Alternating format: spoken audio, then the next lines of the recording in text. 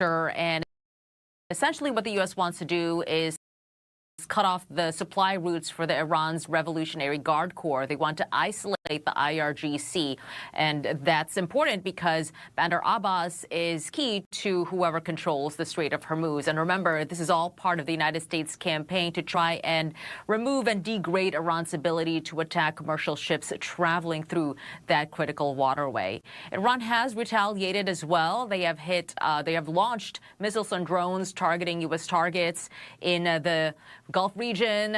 They've launched missiles and drones against Bahrain, Kuwait, and Qatar. So Iran is not backing down. Despite all of this, the U.S. maintains that they still want to have diplomatic talks with Iran. We'll see how that goes. Christy. Madeline, before I let you go here, Iran is signaling a willingness to negotiate. So is there any indication diplomacy could move forward with these military operations continuing, or at this point are both sides still really digging in?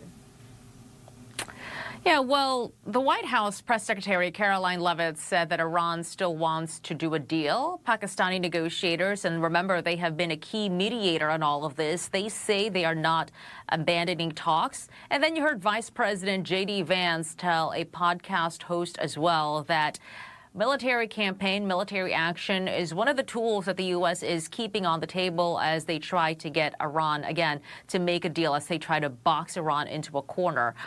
So far, it has not proved very effective because, again, Iran still has not backed down. And one of the reasons why this might be the case is because the U.S. has always said that the leadership structure in Iran is very fragmented and that there are some parts of the regime that do want to make a deal. And then you have some hardliners as well who are sticking to their guns and want to continue these attacks in the Strait of Hormuz. So, again, the possibility is there for a diplomatic resolution. However, so far, what we are seeing is this ramped up military campaign, Christy. I just want to touch on something you mentioned, Madeline. How is the administration responding to these concerns from lawmakers who say the U.S. should prioritize diplomacy over expanding these military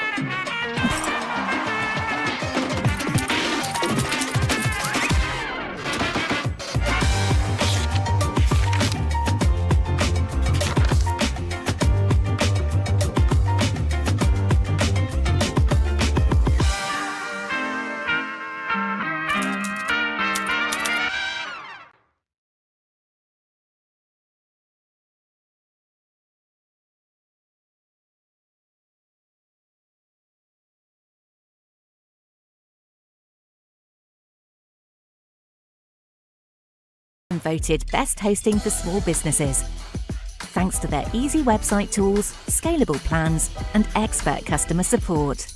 Take the stress out of web hosting with GoDaddy.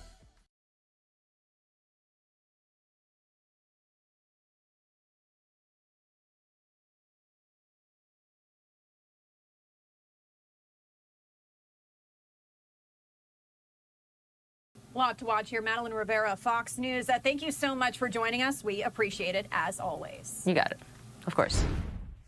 All right. I do want to take you back out to Washington, D.C. here. We do have several live looks that are coming in because a little bit later on this morning, we are going to be watching here.